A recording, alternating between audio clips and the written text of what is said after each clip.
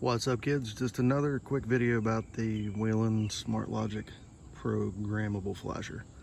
I haven't permanently mounted it into the car or got the wiring finished up, cleaned up, dressed up yet.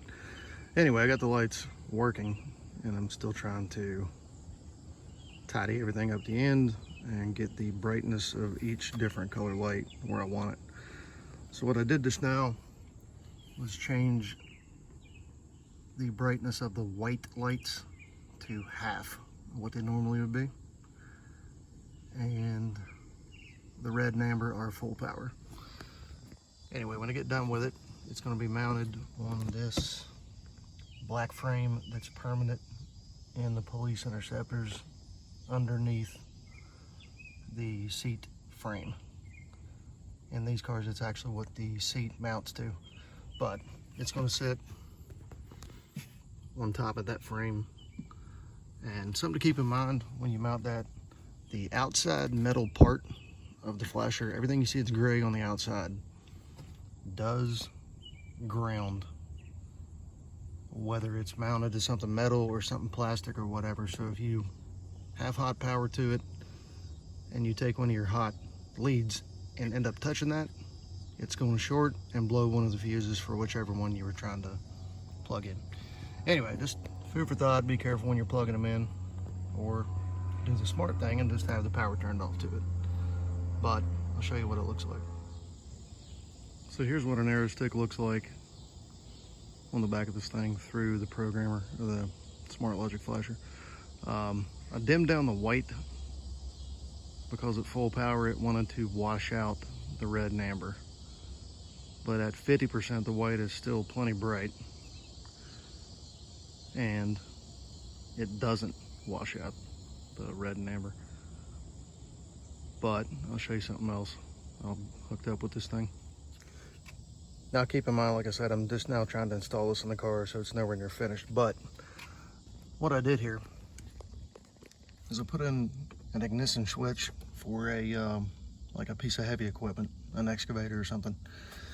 It has center off, an on function on the right, and a separate on function to the left. So I run a ground wire out of each side.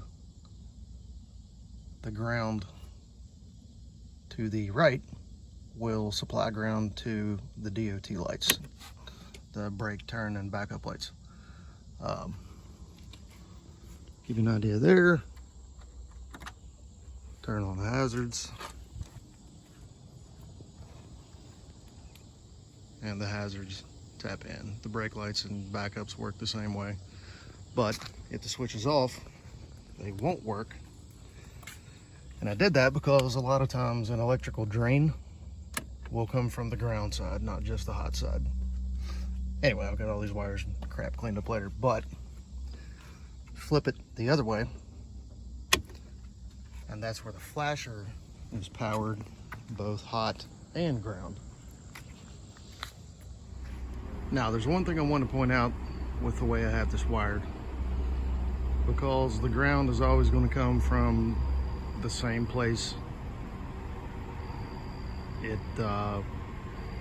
Even having a ground side on each side of the switch, they're going to run together eventually. So while I have the flasher and the warning light side turned on, when the flasher part is not actually lit up, the factory lights are still going to light up when they're activated. Like when you press the brake pedal, it's going to turn on the brake lights. Same thing with the blinkers, backup lights, blah, blah, blah. When you turn the flasher on, it'll override those factory lights.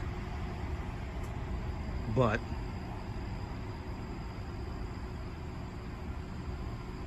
when the flasher switch has power activated, but none of the light settings are actually turned on, you'll still get the additional lights running off the DOT lights. And that's because eventually all the grounds tie in together no matter where they ran from. But again,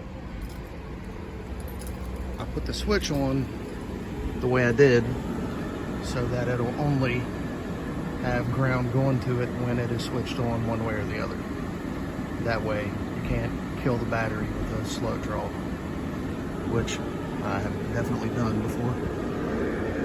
And then I just want to show that I had to drill a hole in the back side of the dash panel to allow the wires to come out of the back of that ignition switch to power both sides. The green wire is the ground wire that runs to the back separately. And then I have a red and black hot ground that run over to the flasher. Again, they're going to share the same ground eventually, so it only kind of halfway splits the two together. But I just want to give you guys an idea of how that's set up and what I ultimately achieved here. And also, the good part is, if there's someone else driving the vehicle that I don't want to accidentally turn anything on,